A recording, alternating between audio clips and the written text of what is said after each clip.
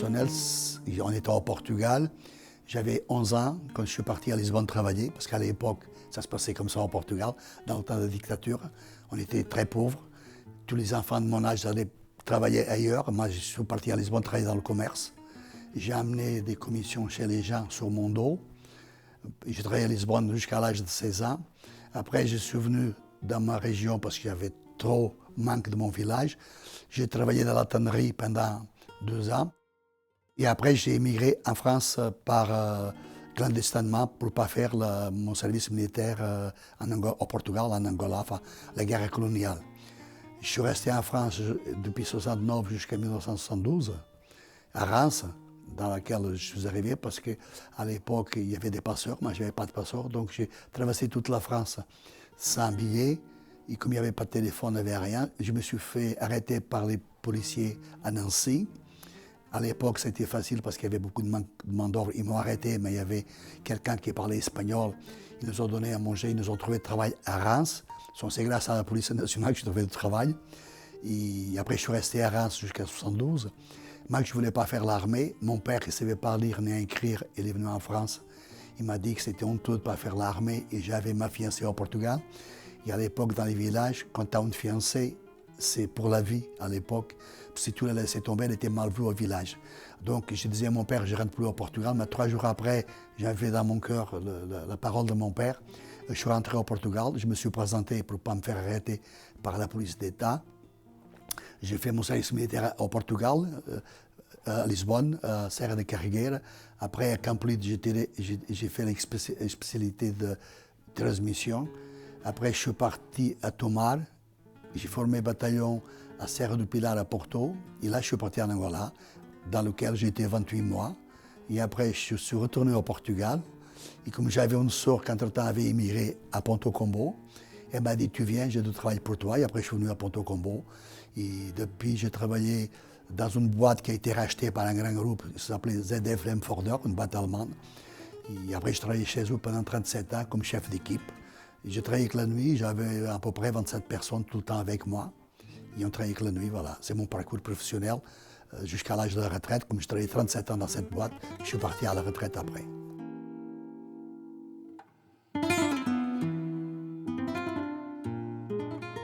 L'idée, elle est venue pour défendre nos droits. Déjà, le droit au travail, être respecté en tant que personne, parce qu'on faisait beaucoup d'heures et on n'était pas payé à notre juste prix. Et puis pour avoir un logement digne de son nom, parce que la plupart des Portugais, ils vivaient dans des baraques. Donc notre lutte permanente, ça a été pour réussir à avoir un logement digne de ce nom-là. Et puis pour créer une association, pour apprendre nos enfants la langue et la culture de notre pays. Donc l'association a été créée dans ces 3 axes-là. Droit et reconnaissance au travail, logement et notre culture et notre langue.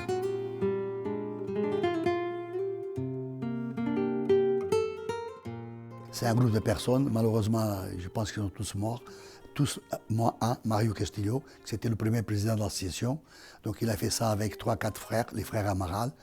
Il y avait aussi Joël Lopez, qui c'était un homme qui était très intègre dans la communauté parce qu'il avait des origines portugaises, même s'il ne parlait pas portugais. Lui, il était en grande aide pour nous, communauté, parce qu'on ne savait pas tout faire. Et c'est avec l'aide de Joël Lopez et certains amis français, parce qu'il y avait d'autres amis français, Madame et M. Molina, enfin il y en avait d'autres, je ne vais pas tous les citer. C'est grâce à Mario et les frères Amaral et les camarades français qu'on a réussi à monter l'association avec leur aide.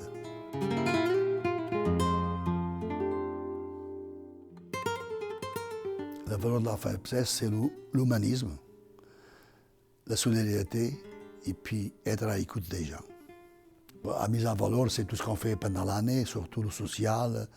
On fait beaucoup de social dans notre association, donc c'est mis en valeur par notre travail, par les aides qu'on a de l'extérieur, parce que le social, sans les aides extérieures, que ce soit des bénévolats, certains dirigeants qui se donnent à fond pour cette activité-là, et certains empresarios portugais. Quand je dis empresario, c'est au Portugal, empresario, c'est pas un empresario d'artiste, c'est un empresario parce qu'il a une entreprise. Donc, homme d'affaires, comme on dit en France, et sans l'aide du gouvernement portugais, ça ne serait pas possible. Donc, toute cette action sociale, c'est une chose très importante dans notre association, que malheureusement, depuis la crise financière en 2008, déjà on le faisait avant, mais depuis la crise financière en 2008 qui a duré jusqu'à 2013, après le Covid, il y a de plus en plus de gens qui sont dans le besoin, on a besoin de les aider.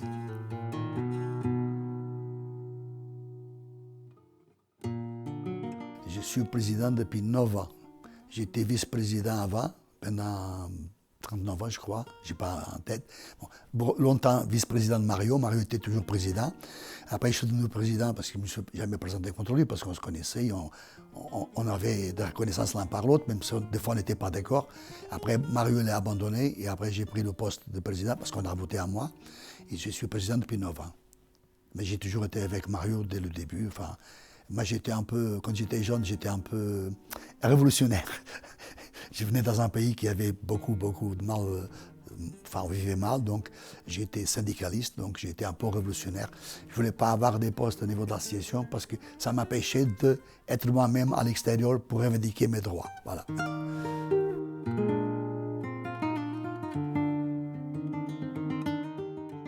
Comme je disais tout à l'heure, c'était notre sérieux, notre travail, la reconnaissance des autorités portugaises et françaises, les autorités de notre communauté, le travail qu'on fait, parce qu'on fait un travail sérieux, je pense que c'est à cause de ça qu'on a duré dans le temps. Oui, c'est toutes les actions qui sont à côté. La fête, c'est le pilar numéro 1 de notre association. Parce que c'est grâce à cette fête-là qu'on a commencé cette fête-là. On a commencé de rien, mais après, avec l'évolution et quand M. Jacques Auckland, le maire de Porto Combo, a gagné les élections en 1977, il nous a ouvert les portes, il nous a offert le parc de la mairie, et à partir de là, la fête franco-portugaise a évolué dans le nombre et dans la qualité. Et c'est grâce à cette fête-là qu'on fait pas mal d'actions à l'intérieur de notre association. Mais après, on a d'autres actions, on a les balles, on a plein d'actions. C'est grâce à ces actions-là et aux aides extérieures, de la mairie, du gouvernement portugais, des empresarios, tous ces gens-là, qu'on réussit à faire le travail qu'on fait à l'intérieur de notre association. Mais sinon, on a d'autres activités, comme on a les cours de portugais au niveau de l'Institut lusophone, on a la chorale, jeux de société, des bals, des fêtes. Enfin, au-delà de la fête franco-portugaise, nous faisons beaucoup d'autres fêtes pendant l'année.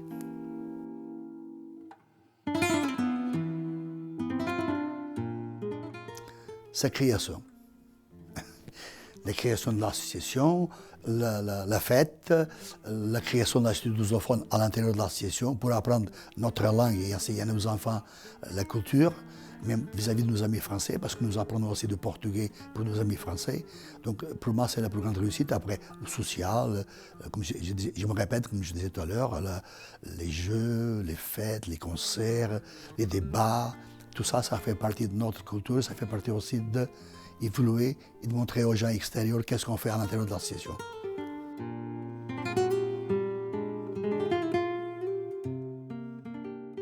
Les grands moments de la PCS, je vais me répéter encore, le grand moment de la PCS, c'est sa création.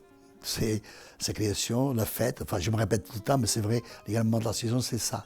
C'est sa création, la fête et toutes les activités qu'on a créées par la suite. Et pour moi, les activités qu'on a créées par la suite, c'est l'Institut lusophone, qui était déjà à l'intérieur de l'association, mais à PCS faisait des cours de portugais.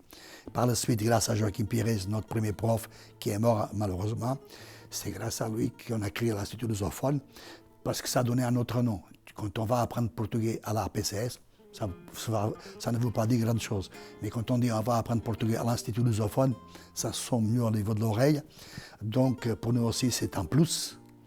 Parce qu'à partir de là, il y aura la reconnaissance des autorités portugaises et françaises pour l'enseignement portugais que nous, on pratiquait à l'intérieur de l'association, qui est reconnue, et on a des diplômes.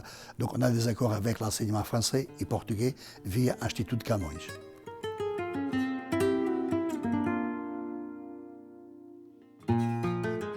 Les objectifs sont jamais, pour nous c'est réussi, mais ils ne sont jamais réussis à fond, parce qu'il y a toujours de nouveau. Il faut évoluer avec son temps. Il faut essayer d'avoir de nouvelles choses, proposer aux gens de nouvelles choses. C'est pour ça qu'on compte avec nos adhérents, nos amis, français ou portugais, qui nous donnent de nouvelles idées, mais surtout avec la jeunesse. La jeunesse, c'est un point fort, parce que l'association, elle ne pourra pas continuer s'il n'y a pas la jeunesse qui nous suit, avec de nouvelles idées, avec les contextes totalement différent, parce que le monde il a évolué, mais c'est grâce à toutes ces choses-là qu'on pourra continuer à évoluer, c'est grâce à ça.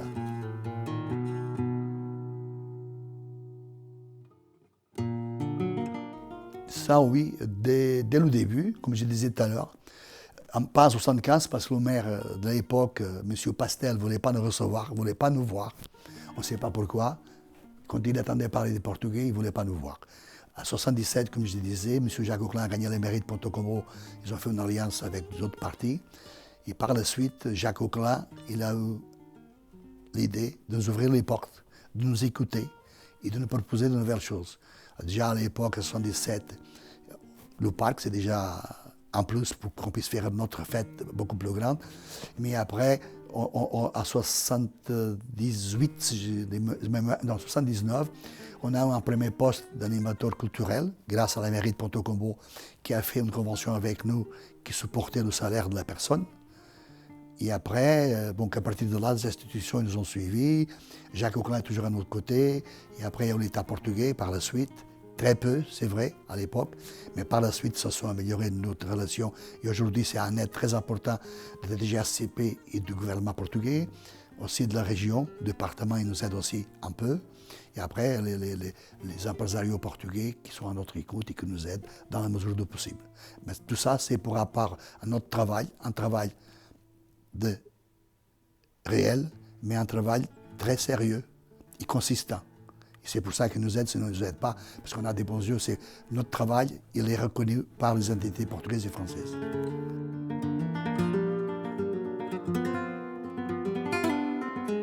Je pense que c'est par rapport à notre travail, quand je dis notre, c'est tous les dirigeants qui sont actuels et tous ceux qui sont passés, parce qu'on a su bien accueillir notre communauté, et quand ils viennent chez nous, ils voient le travail qu'on fait, et quand ils viennent à l'association, c'est un petit coin de Portugal, ils se sentent très bien par rapport à notre réception qu'on fait vis-à-vis d'eux. Moi, je dis un grand merci à tous les bénévoles. Quand je parle à tous les bénévoles, les dirigeants aussi, c'est pour eux que je me dirige, parce que les dirigeants aussi, c'est des bénévoles à part entière. Tous les bénévoles confondus dans l'association, sans eux, on ne pourrait pas faire tout ce qu'on fait. On a besoin de tous les bras, on a besoin de leurs idées, du savoir-faire. Et de faire nous dire, attention, là c'est mal fait, il faut faire autrement.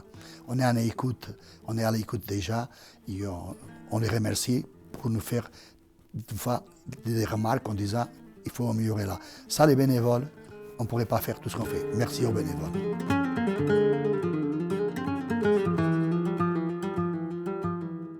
Les autres acteurs, c'est nous déjà, nous tous les dirigeants, les bénévoles, et puis les officiels.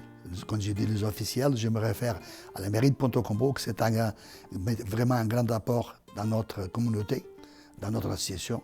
Sans elle, on ne pourrait pas avoir le locaux qu'on a ici, on ne pourrait pas avoir tout ce qu'on fait ici, parce qu'après, il faut maintenir les locaux, il y a l'eau, l'électricité, le ménage, tout ça grâce à la mairie de Ponto Combo, laquelle je remercie déjà, et puis sa subvention, et puis son aide pour la fête franco-portugaise, son aide logistique, parce que l'aide logistique, ça a un prix.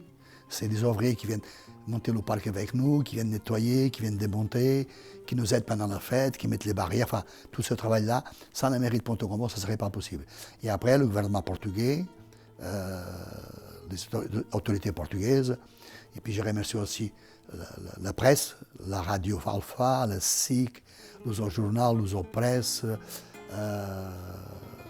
la République, le Parisien, enfin, je pense oublier personne. Si j'ai oublié, je m'excuse. Mais sans toutes ces personnes-là, que ce soit au niveau institutionnel ou la presse, ce ne serait pas possible.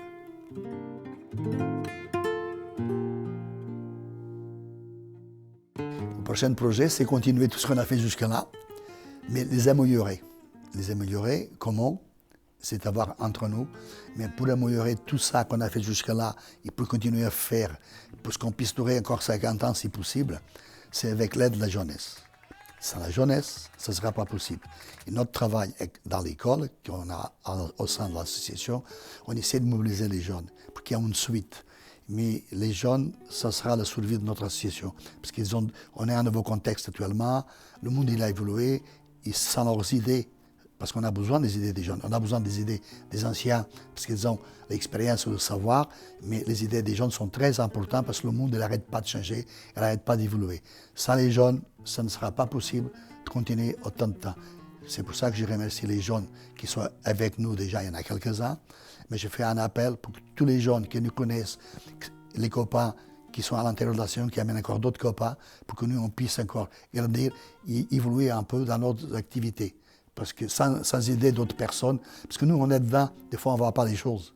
C'est avec les idées extérieures qu'on peut améliorer et changer nos activités ou créer de nouvelles activités. Parce que le monde, il a évolué. Admettons, les jeux de société, ça fait pas longtemps qu'on le fait à l'association. On le fait pourquoi? Parce qu'il y a une personne, ou deux personnes, ou trois personnes, je ne sais pas combien, qui ont donné cette idée-là. Et dans tous ces gens qui ont donné cette idée-là pour les jeux de société, j'étais à remercier Christine Lopo qui fait un travail énorme. Et cette idée-là, c'était très positive, parce que c'est une nouvelle activité au niveau de notre association, mais c'était aussi reconnu par la municipalité de Ponto Combo. La preuve, c'est qu'ils nous prêtent les locaux à la Cour de mairie pour qu'on fasse une fois par an le festival de jeux de société. Pour nous, c'est un plus, parce qu'on se fait voir, et puis c'est reconnu par la mairie. Pour nous, c'est une activité nouvelle qui a la reconnaissance de tout le monde. Il y a adhésion, beaucoup de monde. Dans cette nouvelle activité au sein de l'association, nous, en tant que dirigeants, on est très contents parce que la plupart des gens qui viennent à ces jeux de société et même dans le festival de jeux, la grande majorité, c'est des gens qui sont non portugais ou d'origine portugaise. Pour nous, c'est un plus parce que l'association, ce n'est pas un ghetto, c'est la preuve qu'on peut faire beaucoup de choses ensemble.